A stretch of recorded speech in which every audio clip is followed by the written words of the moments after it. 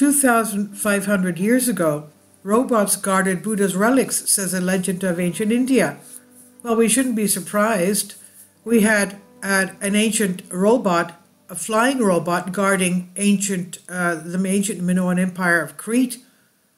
We also had the steps leading to the throne of King Solomon of ancient Israel. Each step was flanked by statues of lions, and when the king ascended each step, the head of the lions would follow him going up the steps. So obviously those lions were robots as well, having to do with the pressure plates on each step. So we know that they had a tremendous amount of technology.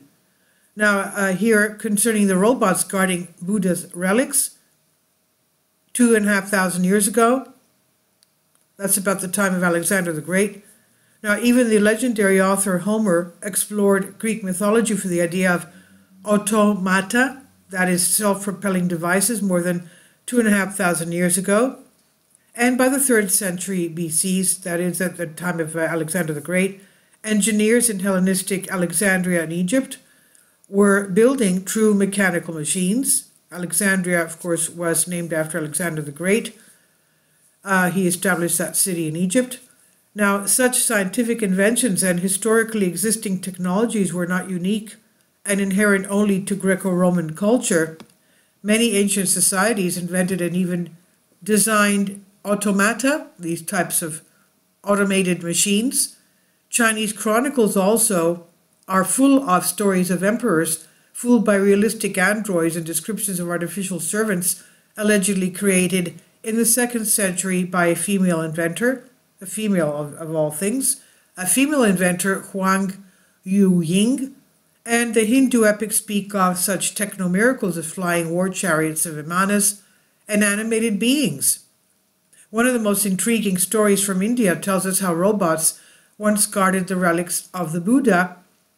As unbelievable as it sounds to modern ears, the story has a strong connection between ancient Greece and ancient India.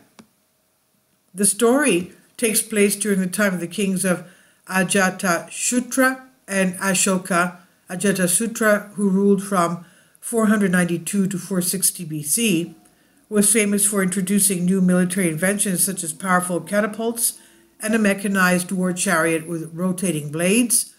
When Buddha died, Ajatashatru was assigned to guard his precious remains. The king hid them in an underground chamber near his capital, Pataliputra, now Patna is the name, in northeast India. Traditionally, statues of giant warriors stood guard near the treasures, but according to the legend, Ajatasatru's guards were unusual. They were ancient robots.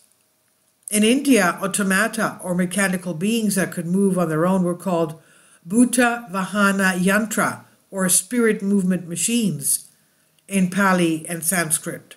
And it was reportedly predicted that Ajatasattu robots would remain on duty until the future king distributed the relics of Buddha throughout his kingdom. Hindu and Buddhist texts describe automata warriors circling like the wind, slashing enemies with swords like Ajatasattu's war chariots with spinning blades. In some versions, the robots are powered by a water wheel or created by Vishwakarma, the Hindu craftsman deity and the divine architect of the gods.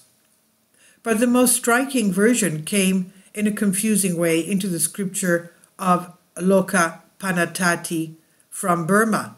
These were Pali translations of older, lost Sanskrit texts known only from Chinese translations, each drawing on earlier oral traditions. The tale says that many Yantakars, the creators of the robots, lived in the west of the country of Yavan, that is Greek-speaking people, in Roma Visaya, the Indian name for Greco-Roman culture of the Mediterranean world. So in other words, these robots came from the ancient Greeks. Just like we said, they had a flying robot protecting the island of Crete at the time of the Minoan Empire. So the secret technology of the Yavana robots, the Greek robots, was carefully guarded. Robots from Roma Visaya were engaged in trade and agriculture, catching and executing criminals. Can you imagine robots doing this? So obviously they were more advanced than what we have today, engaged in trade and agriculture. The creators of the robots were forbidden to throw them out or reveal their mechanical secrets. If they did, then the killer robots pursued and killed them. So they even had killer robots. Can you imagine? The rumors of magical robots reached India and inspired a young artisan from Pataliputra who also wanted to learn how to make such machines. And according to legend, a young man reached Roma Visayas and married there the daughter of a robot maker who taught him his craft. And then one day he stole the blueprints for creating robots and decided to bring them to India. Confident that the killer robots will kill him before he can get there, he cut his thigh, inserted the blueprints under his skin, and stitched himself up. And he ordered his son to bring his plan to the end and get along with the body of his father to Pataliputra, and he went on his way.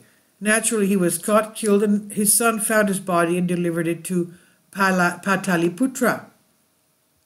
Arriving in India, the son extracted the blueprints from his father's body and, following the instructions, built automatic soldiers, the robots, for King Ajatasattu and protect the relics of Buddha stored in an underground chamber.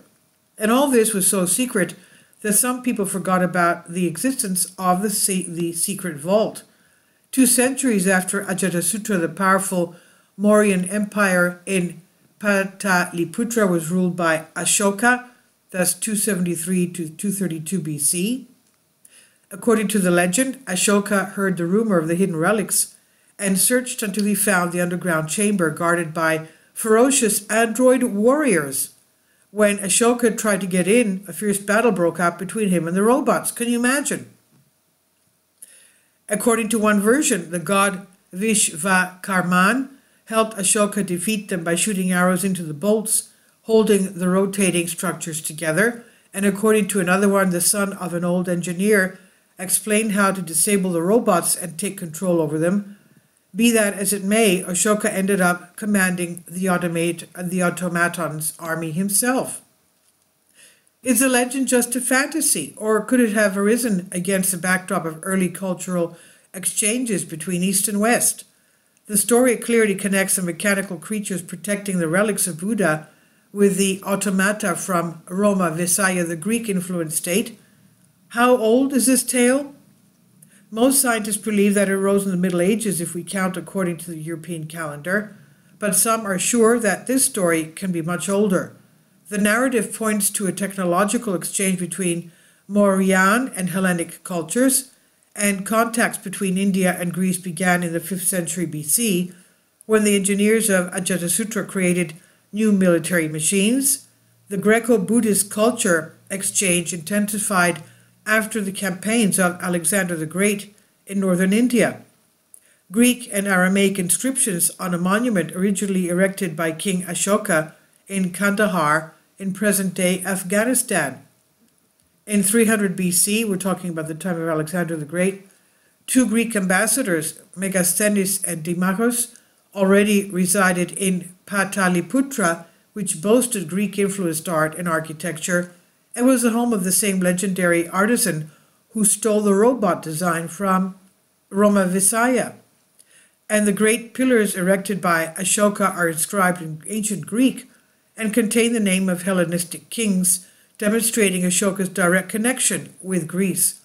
Historians know that Ashoka corresponded with Hellenistic rulers, including Ptolemy II, Philadelphus in Alexandria.